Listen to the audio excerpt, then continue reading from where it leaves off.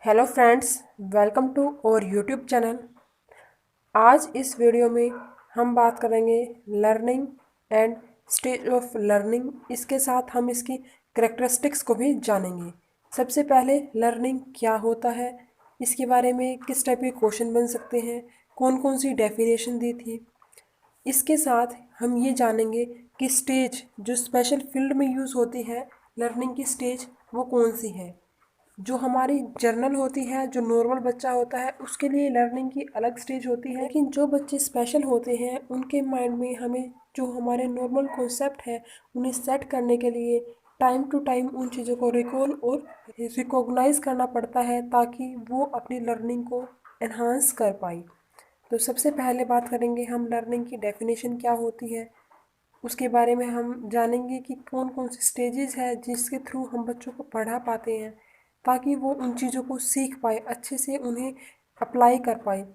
इसके साथ साथ हम इस टॉपिक से रिलेटेड जो जो क्वेश्चन बनते हैं उनको स्टेप बाय स्टेप साथ साथ कवर करते चलेंगे ताकि हमें उससे रिलेटेड आने वाले जो भी क्वेश्चन हैं उनको हम अच्छे से सॉल्व कर पाएँ। सबसे पहले है लर्निंग होता क्या है।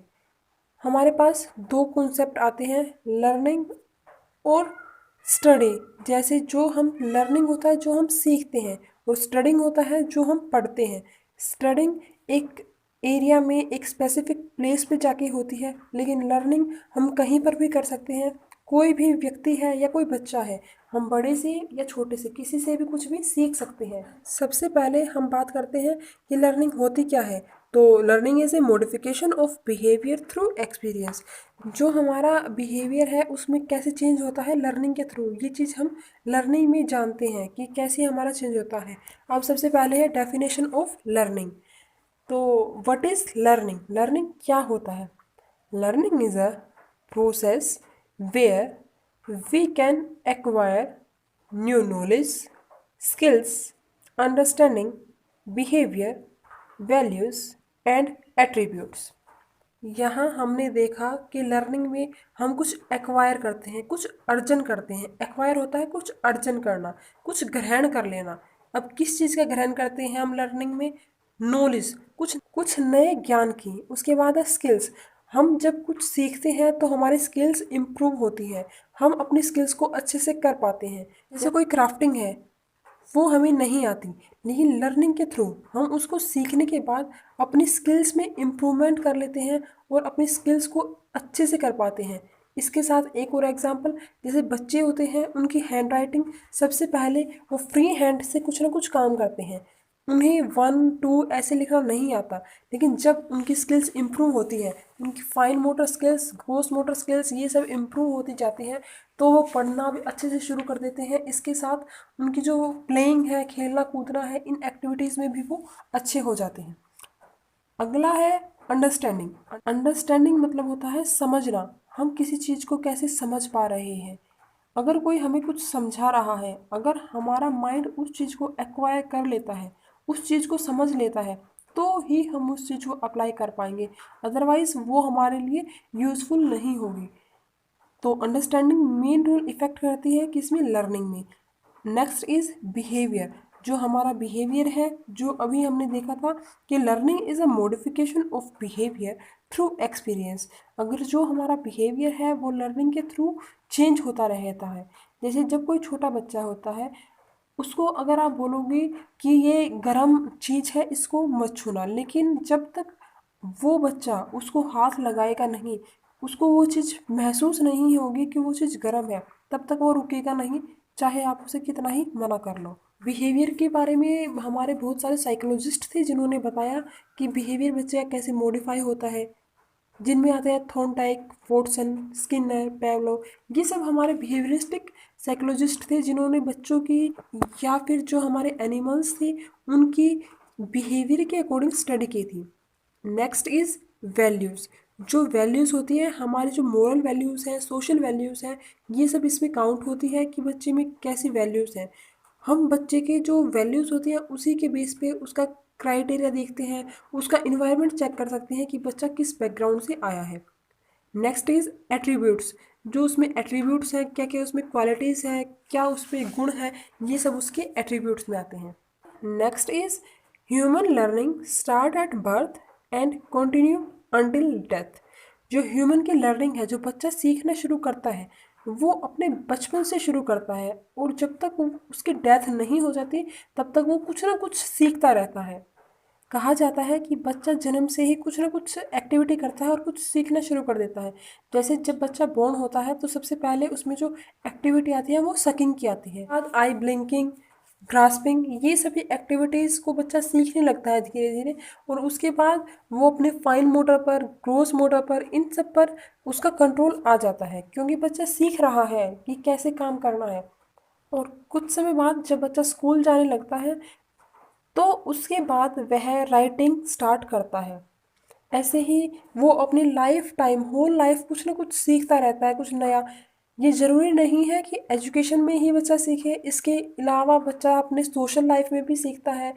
वो खुद से कुछ ना कुछ क्रिएटिविटी करता रहता है। उस क्रिएटिविटी के थ्रू जो वो सीखता है वो लर्निंग में ही आता है क्योंकि वो क्रिएटिविटी उसकी लर्निंग से ही एनहांस हुई है। अब बात करते हैं कि स्टेजेस ऑफ लर्निंग क्या हैं। स्टेजेस ऑफ लर्निंग 4 टाइप्स आते हैं इसमें। First is acquisition, second is maintenance, third is fluency and last fourth is generalization. यहाँ हम इन चारों स्टेजेस के बारे में बात करेंगे कि हर स्टेज में बच्चा कैसे इम्प्रूव करता है। इसके साथ हम एक एग्जाम्पल लेके चलेंगे जिसमें हम हर स्टेज को क्लैरिफाई करेंगे कि इस चीज़ के बाद बच्चा अगर नेक्स्ट स्टेज में गया है तो उसमें क्या चेंजमेंट आया है। और जब हमारी चारों स्टेज हो जाएंगे तब हम इनके से रिलेटेड क्वेश्चंस भी देखेंगे। So first is acquisition. Acquisition होता है अर्जन करना। कुछ भी चीज़ है उसको हमने ग्रहण कर लिया, उसको हमने अर्जित कर लिया। अर्जित होता है कि हमने उसे एडेप्ट कर लिया। एडेप्ट करने के बाद हम उस चीज़ को एक्वायर करते हैं, उसे हम बोलते हैं एक्विजिशन। एक्विजिशन वर्ड एक्वायर से बना है जिसे हम एक्वायर कर लेते हैं, अर्जित कर लेते हैं। अब इस चीज़ को आप सिंपल वे में एक बच्चे के अकॉर्डिंग देखो कि जब शुरू में एक बच्चा स्कूल जाता है उसको काउंटिंग से ही स्टार्ट कर लो आप, कि काउंटिंग नहीं आती। पहले हम बच्चे को सिखाते हैं कि 1 2 3 ऐसे लिखा जाता है और हम उसे काउंटिंग सिखा देते हैं। जब बच्चा इन चीज़ों को सीख लेता है, जब उसे ये चीज़ें आ जाती है, तब उस स्टेज को हम बोलेंगे एक्विजिशन। क्लियर है? जब बच्चा उन चीज़ों को अर्जित कर लेगा उस टाइम पे हम उसे बोलेंगे एक्विजिशन। तब तक वो एक्विजिशन नहीं होगा जब तक वो नहीं सीख पाएगा। जब वो उस चीज़ को सीख लेंगे तब हम उसे बोलेंगे acquisition. Second stage is maintenance. Maintenance क्या होता है? जैसे हम किसी घर में रहते हैं या सोसाइटी में रहते हैं तो हमें टाइम टू टाइम मेंटेनेंस देना पड़ता है ताकि हमारी जो डेली लिविंग एक्टिविटीज़ है, वहाँ का जो हमारा सराउंडिंग एरिया है, हमें किसी चीज़ में कोई दिक्कत ना आए। इस तरह से जब बच्चा स्कूल जाता है तब उसकी जो डेली लिविंग लाइफ है या फिर जो भी चीज़ हम उसे सिखा रहे हैं उस चीज़ को वो मेंटेन करता हुआ चले। इसमें एग्जाम्पल वही रहेगा जैसे काउंटिंग वाला लिया था। जब बच्चे ने वो सीख ली इसका मतलब है कि उसने एक्वायर कर ली। मेंटेनेंस मतलब अब उस चीज़ों को वो मेंटेन करता हुआ अपने माइंड में सेट कर लेगा, खुद से करके देखेगा। अब उसको वो चीज़ें समझ में आ गई। एक्वायर करने के बाद उसने उन चीज़ों को स्टोर कर लिया, एक परफेक्ट तरीके से स्टोर कर लिया अपने बुक्स में, माइंड में, ताकि जब अगर उसको कहीं से कुछ ना आए तो वो अपनी बुक से चेक करके और उसे फिर से रिकॉल कर पाए। Third stage is fluency. Fluency क्या होता है? प्रवाह। थर्ड में अगर आप किसी बच्चे को जो अब फर्स्ट या सेकंड स्टैंडर्ड में होगा उसे आप बोलोगे कि हमारे जितने भी प्रेसिडेंट थे उनके ऊपर ऐसे लिख के दिखाओ, तो वो बच्चे उस चीज़ को नहीं लिख पाएंगे। लेकिन अगर आप उन बच्चों को ये बोलोगे कि आप काउंटिंग सुनाओ 1 to 10 या 1 to 100, तो वो बच्चे सुना देंगे क्योंकि उन बच्चों ने वो चीज़ एक्वायर कर ली है, मेंटेन कर ली है। तो फ्लुएंसी क्या होता है? प्रवाह में चलना। जब बच्चे एक्वायर कर लेते हैं, उसे मेंटेन कर लेते हैं, उसके बाद आता है फ्लुएंसी। फ्लुएंसी में बच्चा स्पीड में बोलता है, उस चीज़ को अपने फ्लो में लेके आता है। एक बार बच्चे से पूछते ही बच्चा उसे रिकॉल करता है और रिकॉग्नाइज करता है और जल्दी से जल्दी उसका आंसर देता है। इसे बोलते हैं fluency. Last point is journalisation. Journalisation क्या होता है? सामान्यकरण। जर्नलाइजेशन में बच्चा क्या करता है? इसमें बच्चा वो काम करता है जो उसने सीखा है, उसे अपने डेली लिविंग एक्टिविटीज़ में डालना।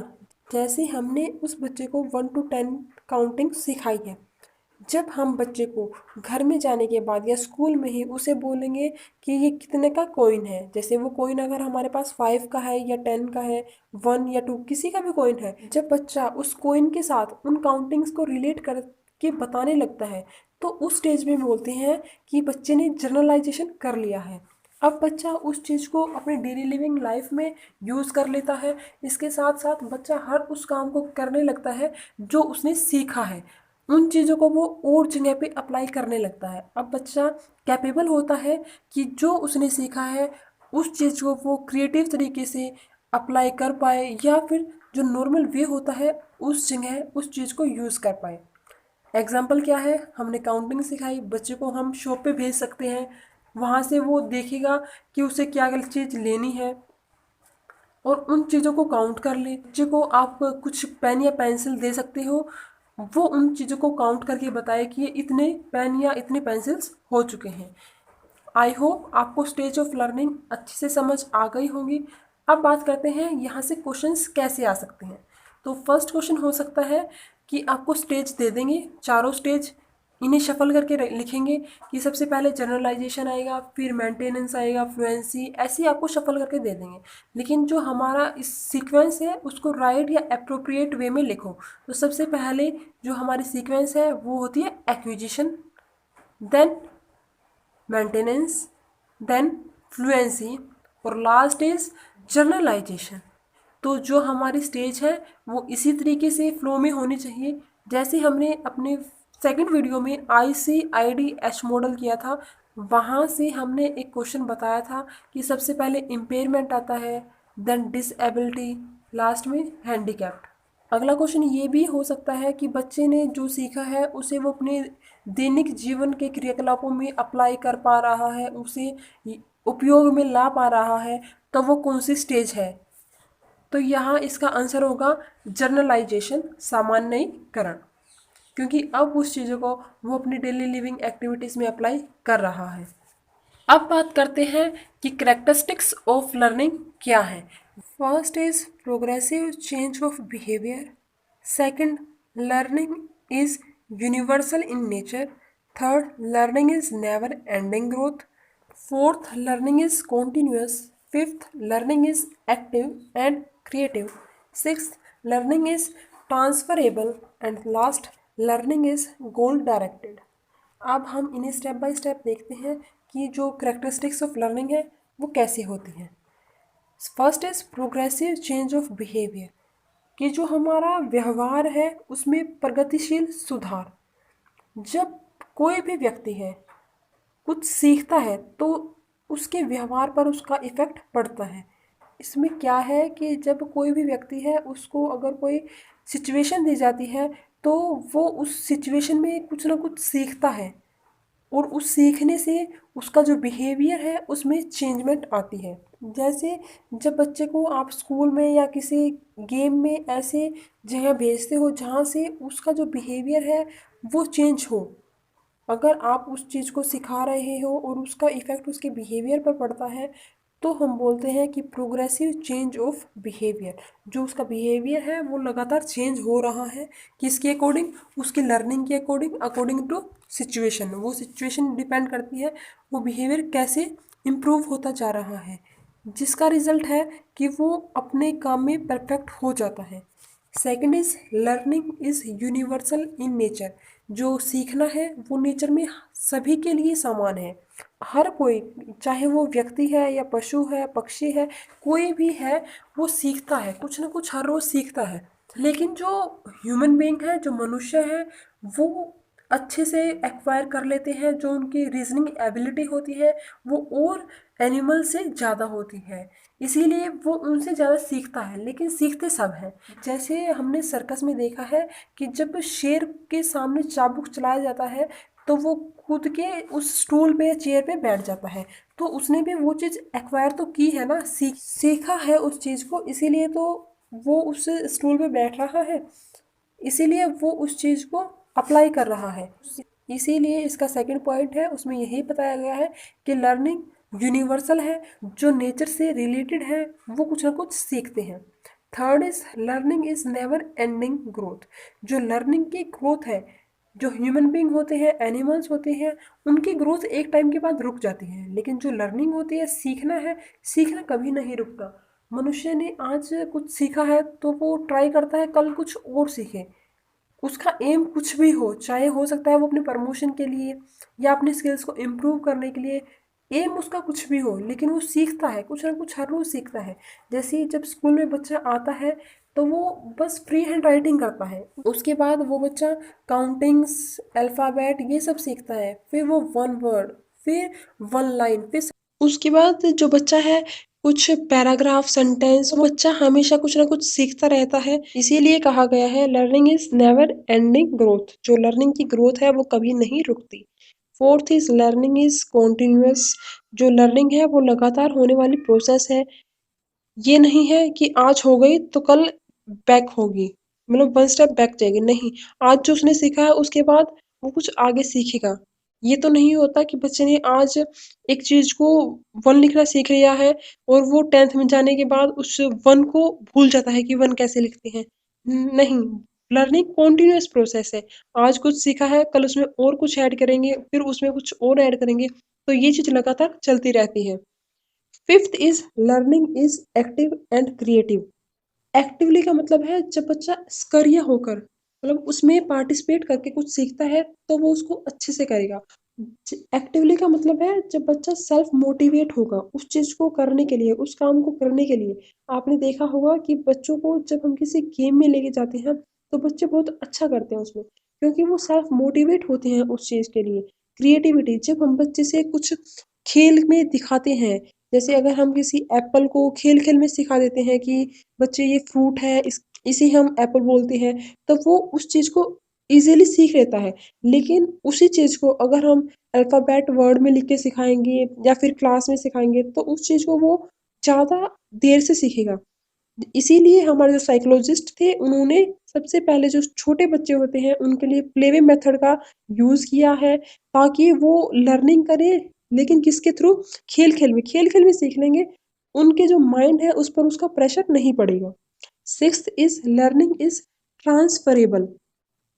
ट्रांसफरेबल का मतलब क्या होता है कि जो स्थानांतरण होता है, जैसे आपने सुना होगा कि किसी के फादर का ये उसकी जॉब में ट्रांसफर हो गया है एक जगह से दूसरी जगह पर, इसी तरीके से जो हमारी लर्निंग है वो भी ट्रांसफरेबल होती है। जैसे आज हम कुछ बनाना सीख रहे हैं, ये लगा के चलो कि हम घर में कुछ खाना बनाना ही सीख रहे हैं, तो ये नहीं कि कल को हम इंजीनियर साइड नहीं जा सकते, हम इंजीनियर में भी जा सकते हैं, वहां भी जाके कुछ सीख सकते हैं। ये कोई बाउंडेशन नहीं होती है लर्निंग में कि अगर आपने इस काम को चुना है, इस काम को आपने सपोर्ट किया है, इसमें इन्वॉल्व हुए हो आप, तो इसी में ही रहोगे, नहीं। आपकी अगर इच्छा है तो आप कल को किसी और काम को भी सीख सकते हो। इसीलिए कहा गया है कि जो लर्निंग है वो ट्रांसफरेबल है। Last is learning is goal directed. अगर जो हमारी लर्निंग है वो गोल डायरेक्टेड, मतलब हमारा जो लास्ट में रिजल्ट होता है उसको हम फिक्स कर दें। जैसे जो बच्चे होते हैं उनका लास्ट में एम होता है कि हमने इस गोल को अचीव करना है, तो उस चीज को बच्चे बहुत अच्छे से करते हैं। लेकिन जब हमारा गोल डायरेक्टेड बिहेवियर नहीं होता तो उस चीज को बच्चे करते हैं लेकिन वो थोड़े सुस्त रहते हैं, क्योंकि उनके पास, उन्हें लगता है कि टाइम सफिशिएंट है। लेकिन गोल डायरेक्टेड बिहेवियर में उनका जो एम होता है वो अपने गोल को अचीव करना होता है। इसीलिए वो अपनी लर्निंग को डे बाय डे इम्प्रूव करते हैं, एनहांस करते हैं, ताकि वो अपने गोल को स्पेसिफिक टाइम में अचीव कर पाए। इसीलिए कहा गया है लर्निंग इज गोल डायरेक्टेड। इसके साथ जो लर्निंग है उसके बारे में कहा जाता है कि जो लर्निंग है वो है acquisition of new experience, retention of new experience in the form of impression, and development of experience step by step. Next is modification of experience and creation of new experience.